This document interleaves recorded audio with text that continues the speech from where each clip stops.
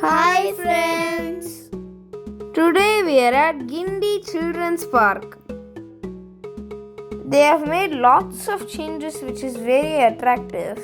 And me and my sister saw this huge dome filled with birds. We were so close to the snakes, it was very scary. We saw many kinds of deer over there. It was also my first time seeing a fox.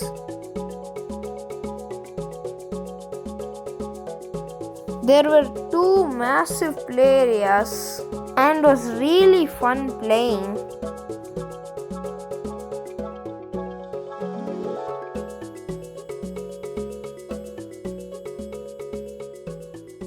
Don't forget to like, share and subscribe. Bye.